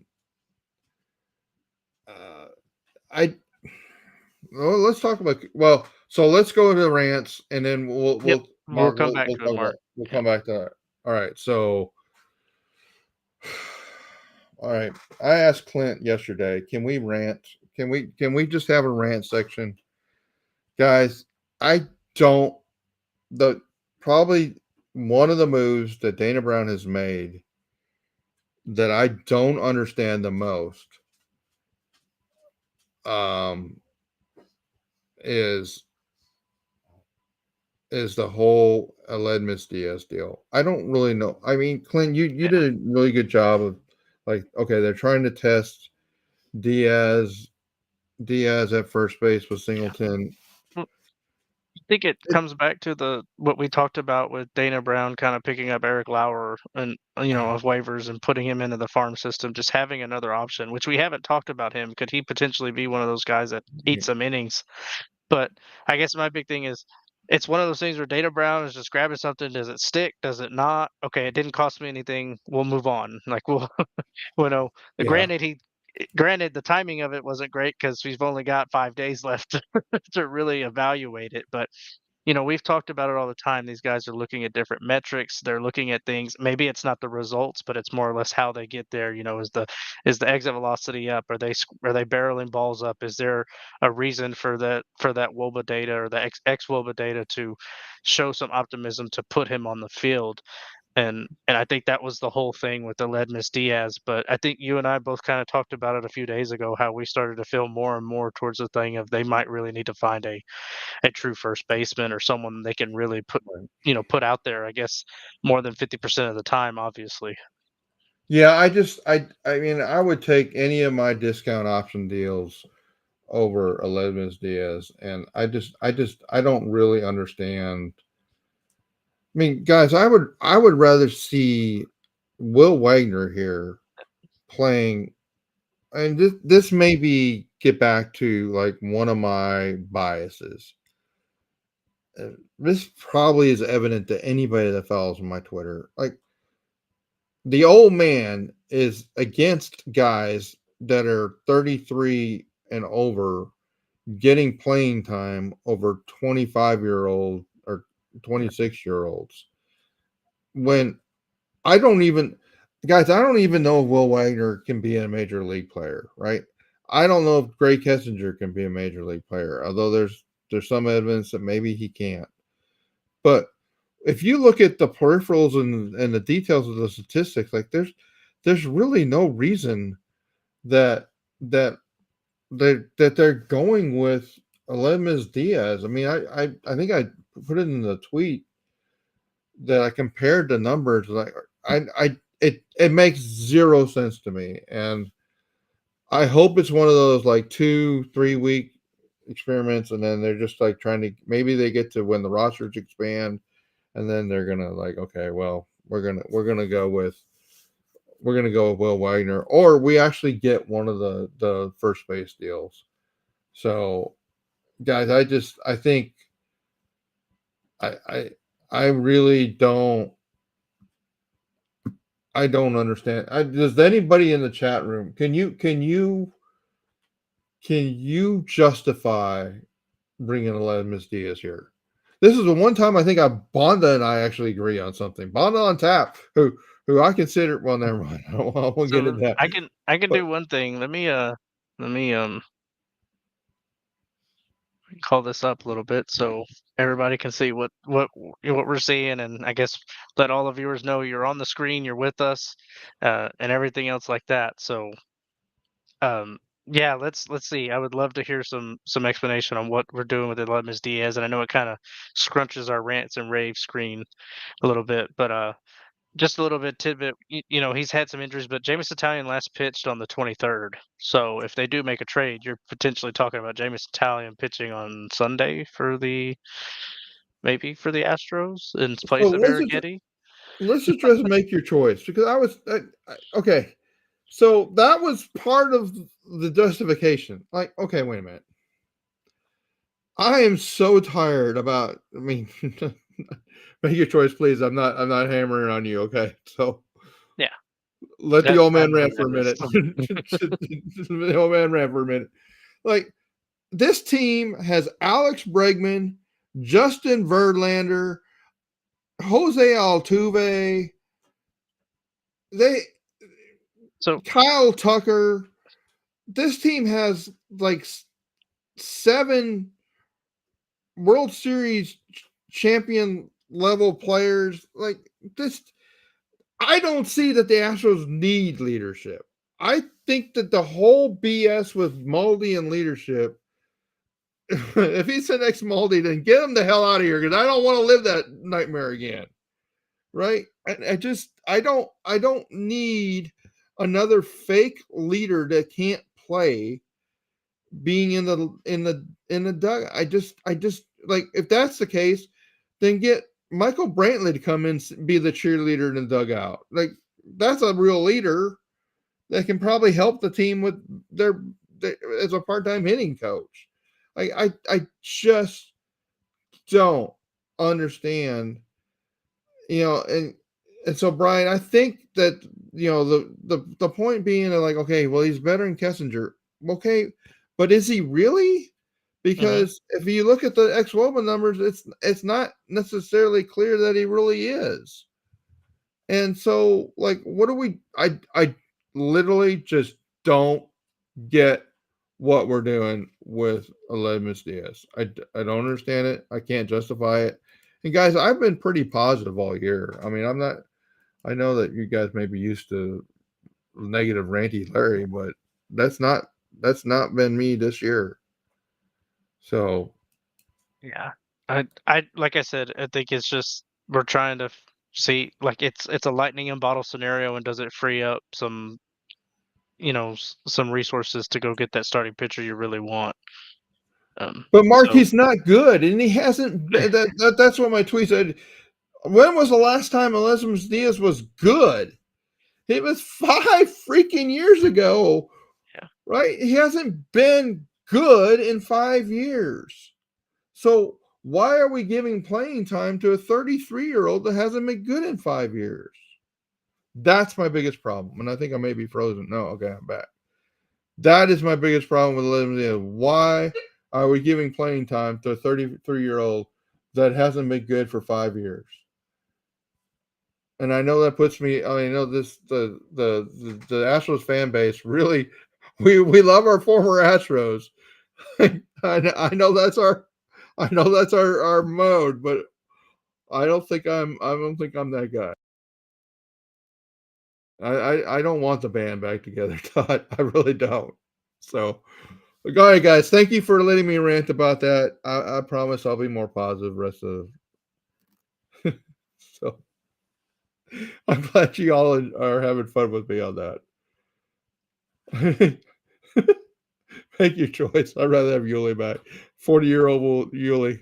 I mean, as far as I'm concerned, they're the same player. Make your choice. I don't really care which one of them we have back. I don't want either one of them. They're just not the same to me. Uh, I don't think so, Brandon. I think it is what it is. All right, Clint. Let's. What's your rant or feedback? I'm not much of a ranter, but I do have a rant. Actually, I do have something. And it may not be received as well as everything else, but you know, I do want to give credit to guys like Rafael Montero because at least when they pitch, they are occupying innings for the money that they're receiving. Well, I don't know, Clint. He's how many times has Montreal Montero finished an inning he started in the last month? Well, at least he faced some batters, he threw some pitches, so he may have attributed to something at some point in time, but I guess where I'm really going with that is that, guys, there is a lot of payroll that is not pitching and not doing things for the Astros that is not viable, and so we can't forget. And one thing I wanna call back on the whole Jameson Taillon thing is he's had weird injuries. He's been very good this year, but I know we're talking about a $17 million AAV. When you're looking at the starting pitching market now and moving forward, there's going to be probably a very scarce amount that is going to be able to be signed and acquired. And the argument can be made, guys like Jack Flaherty and they may have pitched themselves way higher in the market, whenever it comes back to re-signing them. So there is value. Okay, I bring in Jameson Taillon for 2 years after this, locked in at that $17 million AAV. I know what that number is and I can manage it. I'm not going to be sitting there with uncertainty wondering where I'm going to get 100 plus, maybe 150 innings over the next year, next season or so on, because I at least know where the money's at. I have a little bit more certainty. Obviously, he can get hurt. There's a lot of things that could go into it, but that's just one thing I wanted to call out is what it gives in terms of being able to lock up a number and be out in front of it. And my biggest rant is this: is we do have starting pitchers that unfortunately their health hasn't allowed them to pitch. And it's just kind Yeah. of sucks that we haven't had that because when they are on the mound, they're very good and they're capable of helping this team win. And we've had a lot of bad luck, and as we've learned, there's just we can't have enough of one thing, and that's starting pitching right now because we're pushing guys into some inning count territories that are just unprecedented for them, and we're going to see how they react. Yeah, I mean, guys, I'm not even claiming that Italian's a good, uh, it Yeah, will be a great pitcher. I'm just saying if we're gonna try to win the World Series this year, he may be the kind of guy that they need to have. So, I think the one more rant I have is what the hell is going on with Kyle Tucker? And I yeah, mean, I I understand why the Astros are being coy about the pitching market and like their status of their pitchers. I don't I don't really understand what the value is in being vague about Kyle Tucker is. If Kyle Tucker has had a broken bone, a stress fracture, or why are we continuing to believe? I guess deep bone bruises can take about this long to yeah. recover, but it has been extremely frustrating that the Astros have been so vague about Kyle Tucker, and I don't understand it. You know what? I will say this, and this is a good rant. I this is probably the most fun we've had in a chat ever, Larry, since we started this. We're getting a lot of comments, good and bad. So it's fun. I'm glad that's happening. But you know, you're right. A Right. I hairline think fracture Brian. could I think very that's what well be it. I think that's what it is, Ryan. Yeah, And it frustrates me that we're not getting the truth. That's really what it comes down to. yeah. All right. Because Let's go rapid fire. I guess let me get my screen up yep. Here, let me and call it back in. oh no, well, I mean, So chat, I'm gonna hide the chat overlay for a little bit. So I apologize, but I will show them and put them up there as we go. But I want to make all sure right. everybody can see what's coming up. See what I'm going to do is I'm going to get all right. So Clint, can you like all right, I already forgot how to spell Kikuchi. It's K U U C K. I think it's KUKICH. No, I don't even know anymore either. Let's see. There it is. Help us out, K I chat. K I'm gonna scroll up. K I K KIK Kikuchi. Okay. U. All right, there he is. All right, sorry guys. All right, K I K U. All right, Kikuchi only has a trade value that's in the reasonable range. Um, I think I'm a little concerned about that 4.5 would have made him miss my initial filters. Um, it's, there's no real reason why he's 12 million. I FIP is mean, better than the ERA, which might lead yeah, to some positivity. I didn't see what the XFIP was, but I think the XFIP is a lot better than than both of XFIP them. is So 3.32. Yeah, I mean, yeah, there's no real reason why Kikuchi couldn't be in that same group. I'm just telling you the reason he would have not made my initial filters is because of the 4.5. I had the filter set yeah, at like 4.4 yeah. or And 4.5. just to let you know, Todd, I know Montero's the healthiest pitcher we have, and that's what happens when you don't pitch. Yeah. So I'm not laughing at you. I'm laughing with you. That was a good one. And then Brandon, what about Bassett or Gosman? I think Gosman is a money issue. I would think. All right. Well, let's do Eflin and Littell. So Eflin is okay. His trade And value is going to be somewhat problematic. It's over 15, yeah, which gets us and into Kikuchi plays for the Blue Jays, so they were one of the teams that were in the bottom tier that we were looking at sellers, followed up by a Eflin. team that doesn't have a very strong trade inventory, who might be willing to part with some things to get some better prospects in. Yeah. So Eflin, 13 million a year. I assume he's an R guy with that. Oh no, it looks like he's actually got a contract. Okay. Eflin. Yeah, that's another reasonable one, Clint. I mean, there's no real reason why you couldn't make it, except with Eflin, it's really about the 17.4 trade value. And how do you get this? I mean, how do you get the 17.4 with the Astros?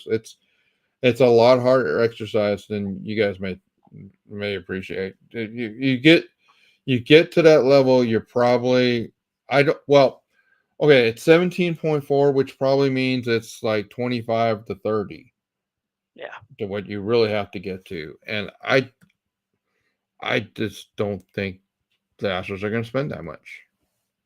I would rather have any of the guys.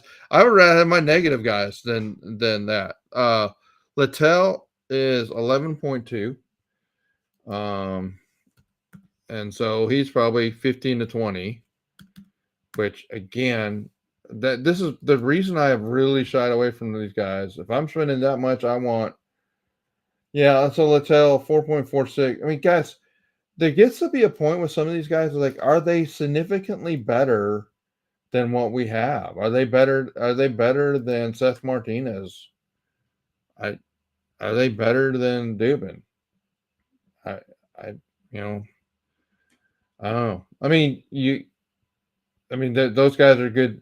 I mean, Littell's a good starter. I mean, you can make the argument, but I don't know that the problem is I think they get outbid for guys like this. This is why I mean Yeah. somebody was telling me, hey, there's a rumor out there that Baltimore's already interested in the guy you put out on the article. Like, well, I guess that's why it's a problem being a Larry the GM that smart people are going to the website to see that. So I don't know. Well, we're just right back in that territory of how limited the resources are and what the Astros are gonna actually be able to manage. Yeah. All right. But Ryan, Bassett or I Gotham. laugh at that one because they grabbed a ton of pitching. I'm assuming you're talking about the Rays there. Um, but Astros don't. I don't think that those bags. I'm gonna say it just because I think the bags of cash are going to Jose Abreu right now. All right, Chris But that Bassett kind of makes $21 million a year. yeah He's 35 years old. He's good. I mean, I guess a certain part is like, okay, will Chris Bassett even accept the trade? Right? yeah He probably doesn't even need to be a trade. I guess he's not. He is of the quality of a pitcher we would want. That $21 million is going to be problematic, though, guys. yeah. And they say, "Well, Larry, you're getting a guy that's 17. What's the difference?" Well, I'm getting the guy that's 17 that has a gigantic negative trade value. Now, Chris Bassett's got a -6 trade value. I don't think you can force Montero on them though. Yep. So, And you're right, Ryan. I forgot there were some early mid round picks that the Astros made. So you're right. Sorry, I got that confused about the Astros grabbing some pitching in um, that draft. who else did we had? Bassett and Gossman. Let's get Gossman. Awesome. Yeah. All right, he has 0 trade value.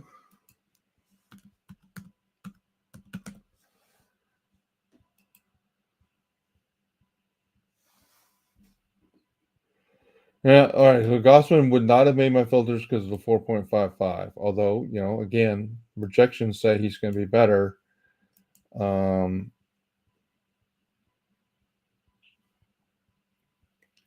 I think the problem here is $22 million.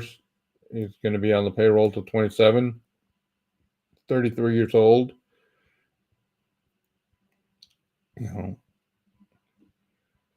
know, he's a 0 trade value guy that makes $22 million, and he's going to be on your payroll through the 26th season. Will the Astros be? What would the Astros be willing? Would the Astros be willing to pay that much? And really, guys, it's for me, and you guys know this that have been following me for a long time. It's next year, next season. Now we can say, well, we're already not going to have JV because we're not. Well, he'll be able to be a free agent. Um, if we don't have Bregman, then all your worries about payroll are significantly reduced. Well, no, they're just still against the CBT2 cap probably at that point, and the issue really becomes um, you got to replace Bregman. So it's interesting. I mean, you guys have done a really good job though. These are at least players in the ballpark of players that should be considered. All right.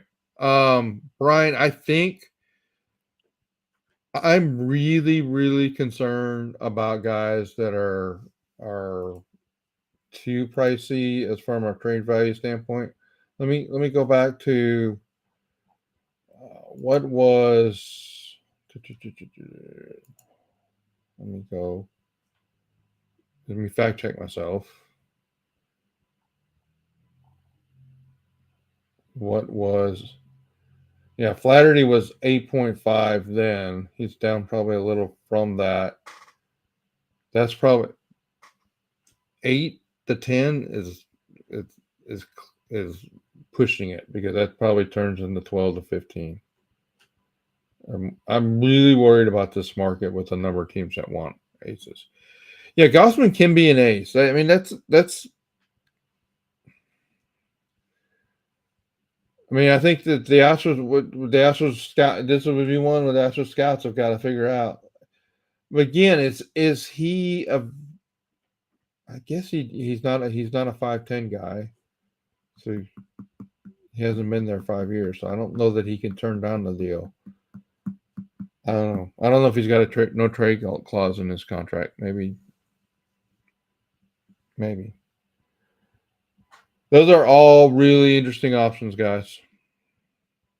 The question is, the question I really have about Toronto. I know where they were. I mean, we can call it up.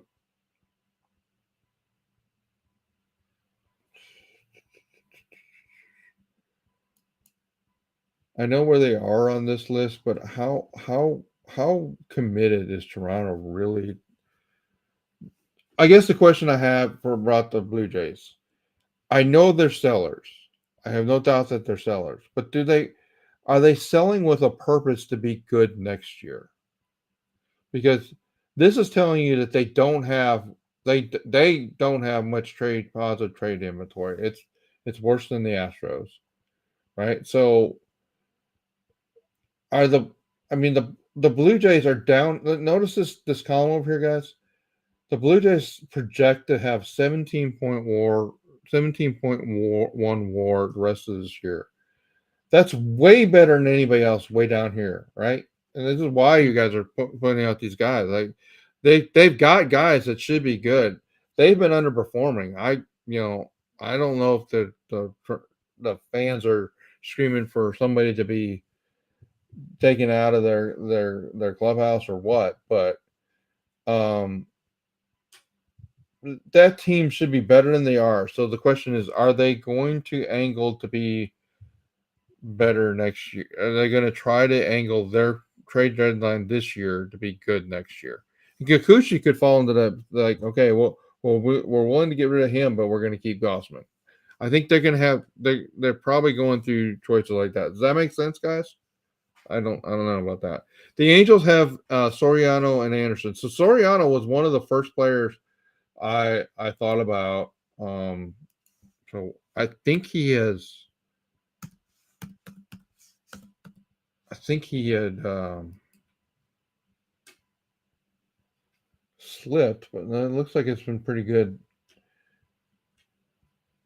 Yeah, Soriano looks like a still good option to me.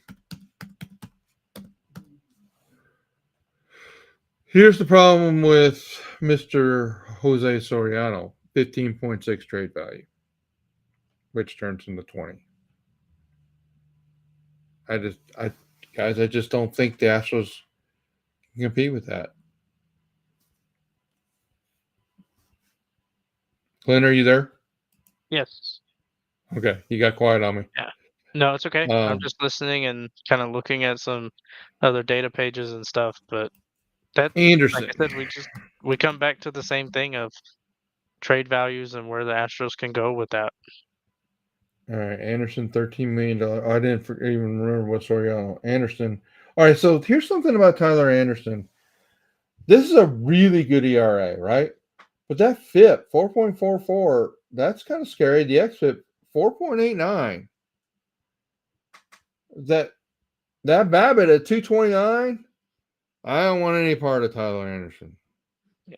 I don't want any part of it because I So don't know we where were that's going to go. we were talking about Jose Soriano for the Angels, right? He's Mhm. pre-arb. It's Yeah, I don't know that they would even trade him, right? yeah, I think that might be a hard sell unless you're really overpaying, and I think that's where that it may not be a 20 or percent 20 20% God, Larry, I'm blanking out on the word. Uh Trade value. Yeah, well, like the 20% premium. 20% 20% premium. premium, maybe a 40% premium. Yeah. Yeah. And then I looked at Matt Moore, Brandon, but I didn't see the data, the FIP and anything like that being something No. worthwhile for them. No. No. No. No. Yeah. No. We already have Montero. We don't need Matt Moore. No. Hell no. So All right. But I mean, guys, you know what, Clint? I'm going to give this group credit. You guys are doing a way better job of providing ideas and input than like about 90% of what I see on Twitter. Man, you guys are at least fishing in the right ponds with these ideas, because like most of the stuff out there is just crazy talk. yeah. You know what hypes me up the most is no one said Paul Skeens. So Yeah. I went through my filters and I got all these like stud Paul Skeens is on yeah. my Paul Skeens, but like, okay, well he's got like a trade value of 100. Never mind. That's why I always laugh at like we run these filters and there's always like Paul Skeens number one, Paul Skeens two. Oh my god. But it's just making a joke, guys, I know, but it's just always funny to see. He's obviously the hottest pitcher in baseball, and well, I don't know, Dylan Cease could make that argument, but he's obviously one of the hottest pitchers in baseball, so it's hard not to talk about him. And the Astros will get to see him next week. So Do we want to talk first base? I mean, I didn't hear. Are people what are people feeling about first base? Are we gonna do it, or are we gonna get a first baseman? I mean, the discount deals.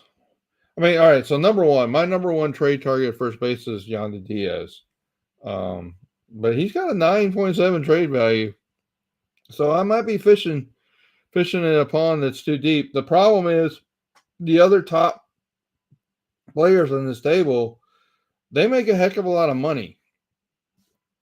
And then, mhm. or you trade for Christian Walker, that's okay, makes 10.9, 6.3 trade value. I'm like, okay, where's Arizona now? Because isn't Arizona done pretty well? Page two. All right, Arizona. Yeah, we They're talked about possible Arizona buyers. as buyers. Yeah, Yeah. So I don't know, I guys. you know it's going to be interesting because I feel like with first base in that market, that the starting pitcher market is obviously at a premium, but I think if navigated correctly, that first base market might be somewhere where Dana could get closer to that real value compared to others, just because it all depends on what Yeah. some of those other premier buyers are going to be like. Like you have the Yankees, are they going to address first base with Rizzo, and the Brewers going to go that route, but there's just something that could click, that could help them find a way. But I think it also talks back to the Jameson Talion, uh, that trade scenario and other things like that. If they're able to navigate that with lower to, with the lower trade value going out, that gives them the wiggle room. And I think we talk about all in all, like that's going to drive a lot of what they can do at first base. And you know, I think you and I both agree that having a really good, a solid first baseman, especially can go against lefties that plays, that can play more than 50% of the time, is going to be huge for the Astros, I think. So, guys, maybe I missed it. Ty France, like has he passed through waivers yet? I haven't seen anything yet. I think it's That's an still got interesting. another day. It's still another day to happen before that happens, right?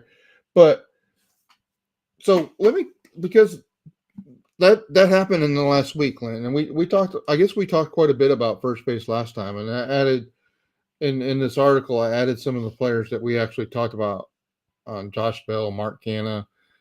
Mark Yeah, Canna, negative 2.1 trade value. That's kind of the, I mean, there's a guy that you may be able to, yeah. So I think France it's still another day before he passes through. But, yeah, Canna and Vaughn are possibilities here because they basically have no trade value. I yeah. don't know that Detroit's really going to give you Spencer Torkelson, Larry, but, I had to put him on here because he's got a negative 3 0.3 trade value. Like, hey, I'll go take. See, I guess this is my bias. I would go, like, give me Spencer Torkelson, who's been a nightmare at times, over Elemis Diaz any day.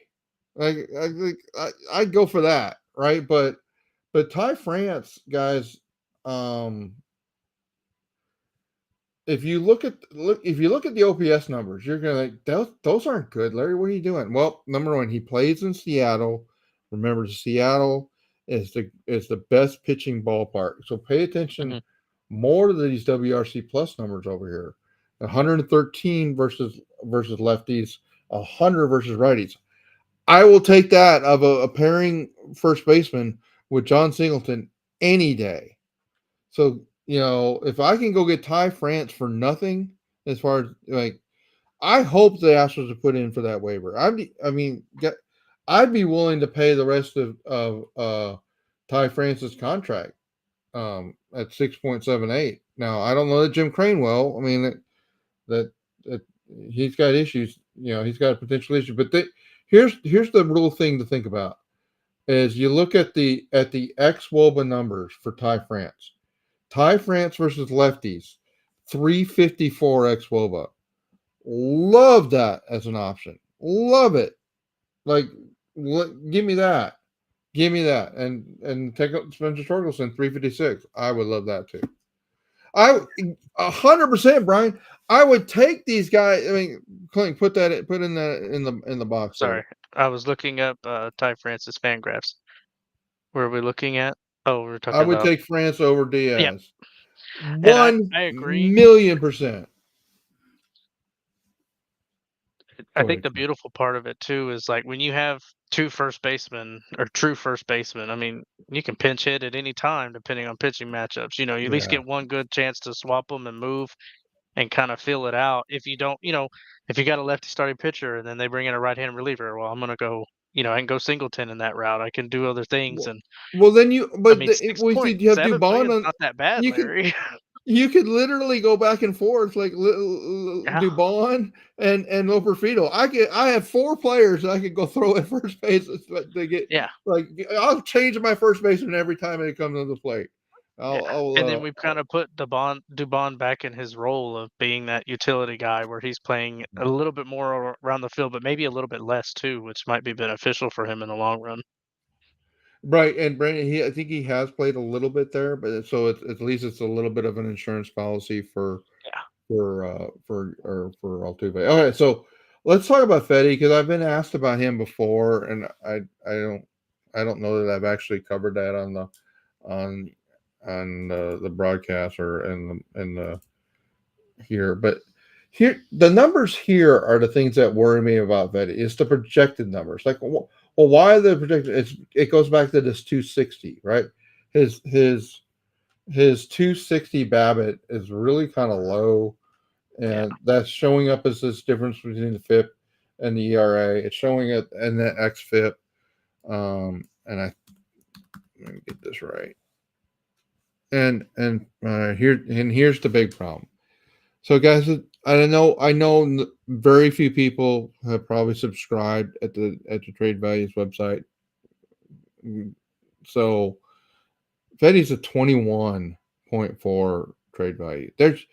I just don't think there's any way. I mean, let Baltimore Orioles go get him. Like I Yeah. don't want anything. I don't want anything to do with that. Let the other teams.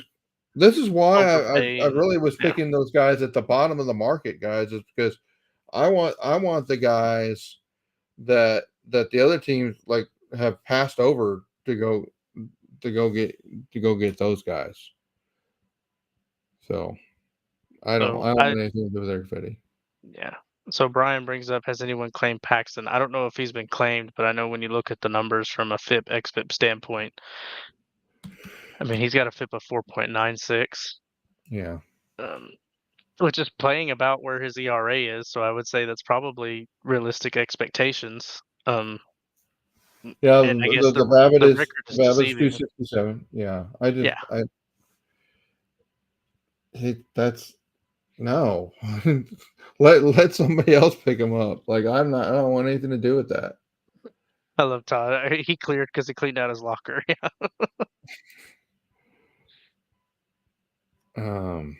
So okay, with Tucker Larry, I taking need to take a longer. short break if you don't mind. I'm Okay, gonna let no, you.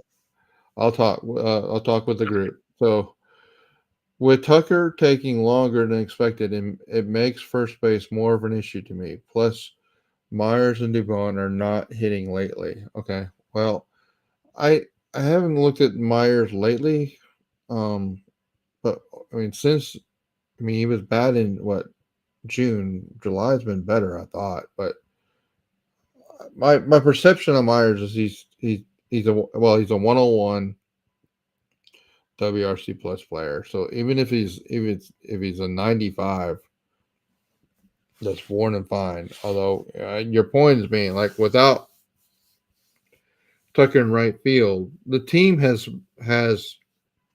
waned slowly on the WRC plus. Overall team WRC plus since let's just look it up since June 1st. Let's say.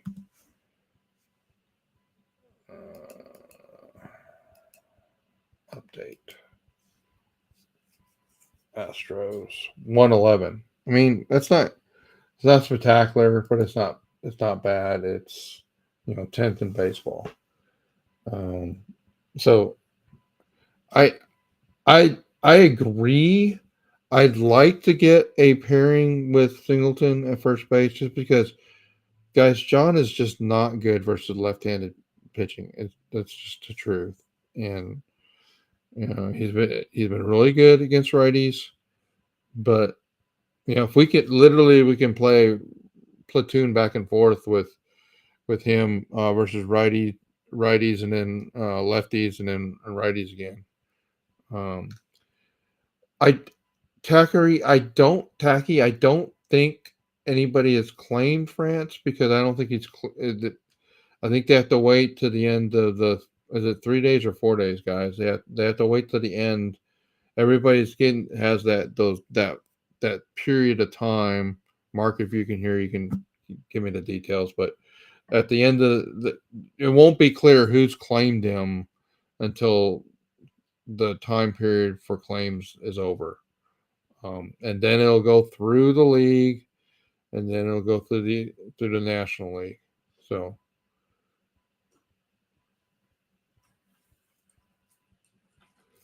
well, okay, it has no depth with Myers not hitting and Taylor out. Okay, well, all right, let's talk about Myers. Let's talk about Jake Myers. All right, so let's go game log, and let's go again. I want to actually go July because I know he had a bad month in June. All right. So you guys are right. He has not hit well in July. 43 WRC plus. All right. Let me show you something else. It's interesting. Chaz McCormick. Game log.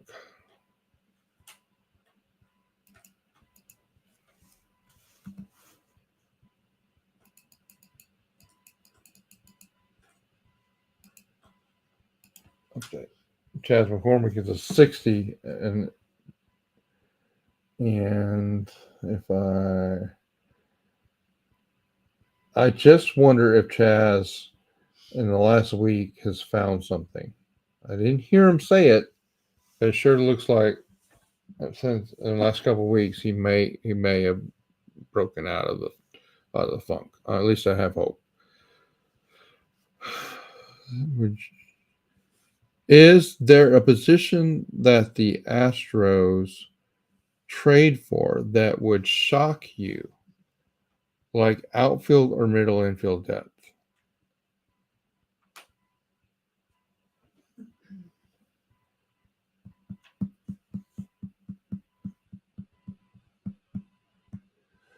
I actually was thinking about outfield. Um, so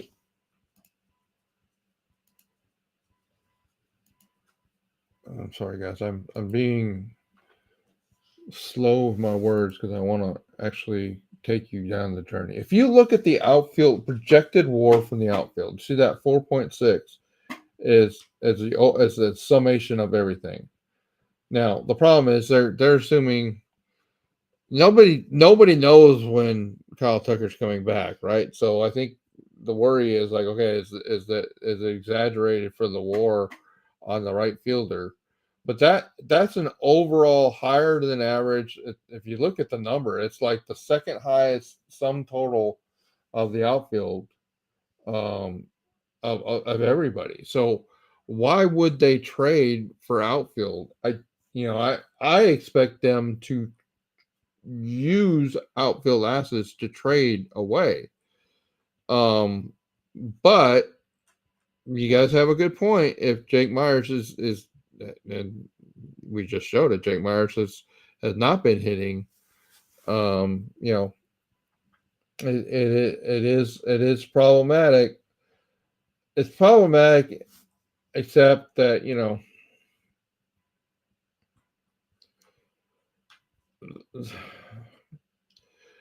So let, let me take a step back for a minute.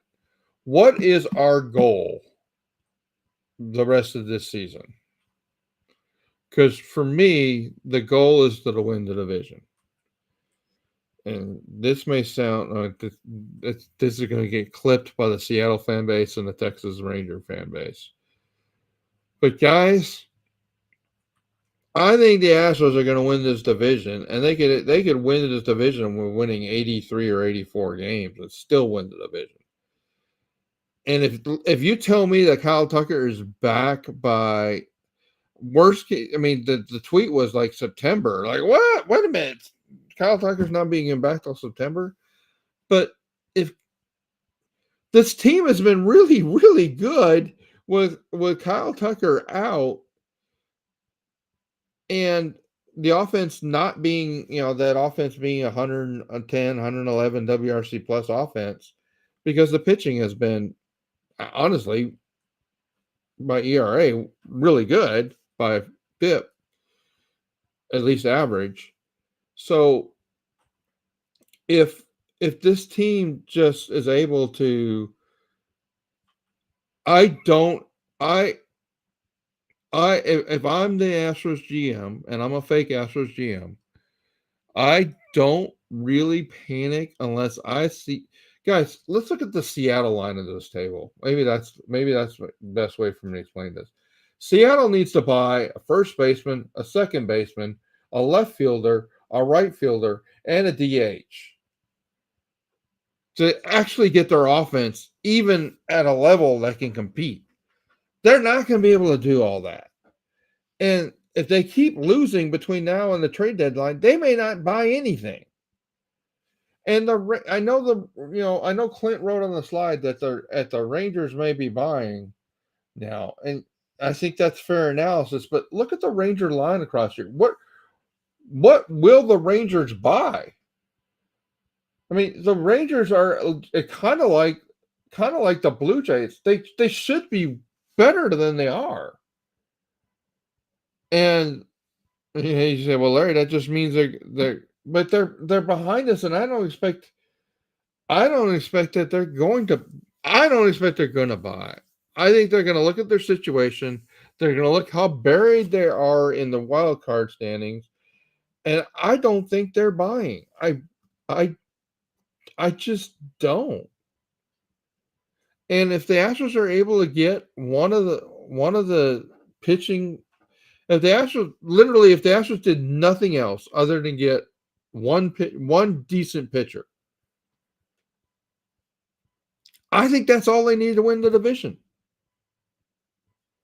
And so,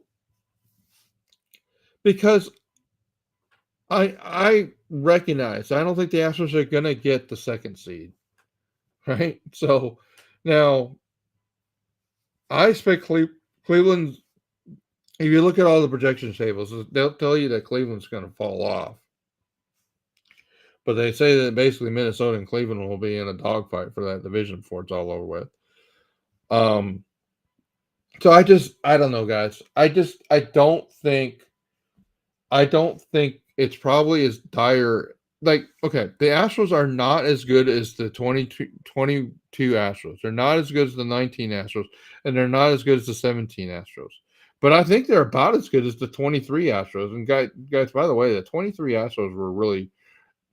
I know everybody wants to talk about how they were terrible at home. They actually were extremely lucky on the road. That's what the when I did that analysis, I wasn't like, no, the Astros haven't really been bad at home. They've just been really lucky and getting wins on the road that they really didn't deserve. That team, by the analysis I did, really should have won about 84 games, and they got over that by how good they were on the road. And so I think I'm not so sure that this team is not that the pitching injuries early have set this team up to not. I don't know. I just think I think that they're playing well enough that we don't. I don't. I'm just not panicking. I just think they buy a pitcher and they're good. And I got everybody. I guess I shut down the chat because I don't see anybody talking. So um, my long speech just turned them off, I guess. And what other questions you guys have? Did I answer you, Brandon? I don't think they're. I would be shook if they got infield depth. I just which is kind of my argument against Paredes, right? Because that guy, like he's not really a first baseman, and his trade value is 55. Guys, I've been telling you that I don't think they can spend 20. I don't know how the hell they're going to spend 55. You get to get Paredes, you're probably having to trade Hunter Brown. That I'm just not going to do it. All right, Clint. Anything else? No, I think we've covered it. If we don't have any more questions, I mean, it's just um, RA All Tacky's right, got a question here. all right, Tacky. So Tacky, I'm going to ask you to go to the LarryTheGM website and go to the trade deadline headquarters article. And in that article, you're going to see who the Astros can trade the viable trade assets. And you will get the answer in a much more detailed way in that article than I really want to take at this point after 2+ hours. But I went through the entire roster, the extended roster, everybody that's in the trade tool, and gave you guys analysis of who's untradeable, who's injured, who's untouchable. Which I guess number one answer to your question, Becky, is I refuse for the Astros to trade Bryce Matthews. He's untouchable. Um, then then there's a bunch of players Then there's a bunch of players that I think there's 3 players that there's a price dispute. I would not expect them to trade any of these guys because I think they wouldn't get the value they deserve. There's a bunch of players that I think they're just throw-ins of deals. And then the other category of players that would fit your answer, Becky, is players that would be willing to trade if they absolutely blew me away with a deal, right? And so that includes Blue Ball, DeCenzo, Baez, Melton, those kind of guys.